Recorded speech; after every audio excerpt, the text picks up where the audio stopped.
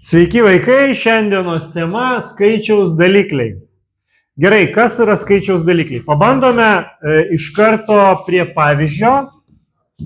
Tarkim, aš turiu skaičių 12. Noriu sukurti iš to 12 kažkokias grupės. Tarkim, aš turiu 12 vaikų ir noriu juos paskirstyti į grupės. Po kiek vaikų aš galėsiu paskirstyti į grupės? Gerai. Pirmiausia, jeigu aš padalinsiu į vieną grupę tos 12 vaikų, tai aš turėsiu tiesiog 12 vaikų vienoje grupėje. Logiška. Dabar, jeigu aš paskirstysiu į 2 grupės tuos vaikus, tai aš turėsiu po 6 vaikus kiekvienoje grupėje. Kiek tokių grupių bus? Bus 2 grupės.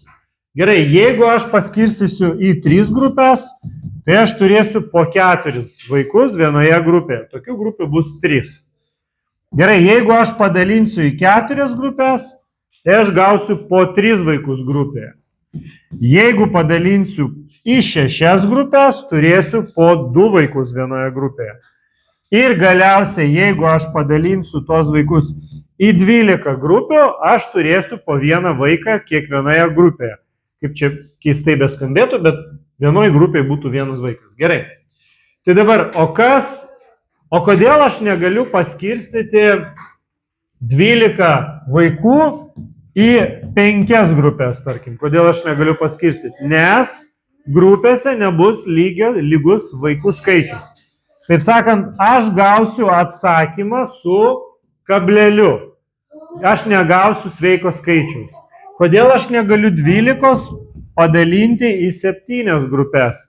Lygiai toks pat atsakymas. Aš gausiu 1 su kableliu kažkokį nesveiką skaičių. Tai reiškia, ką aš noriu pasakyti? Aš noriu pasakyti, kad šiandienos tema skaičiaus dalikliai, tai yra tokie skaičiai, kaip tik šitie skaičiai yra skaičiaus 12 dalikliai, tai yra tokie skaičiai, kurie padalina mano skaičių pasirinktą be liekanos. Tokie skaičiai, kurie padalina mano skaičių be liekanos. Čia netinka, nes pasidaro liekana, o liekana tai reiškia kablelis, jau atsiras kažkokios dalis. O kai yra be liekanos, tai yra kaip tik mano dalikliai. Gerai, kokį nors kitą skaičių pasirenku 10. Kokie yra skaičiaus 10 dalikliai?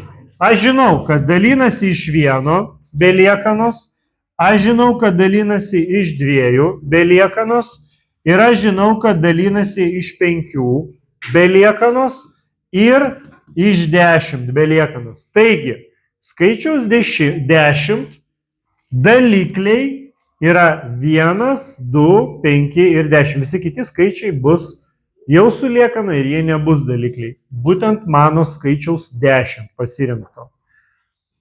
Ar aišku? Ar turit klausimų? Gerai, ačiū.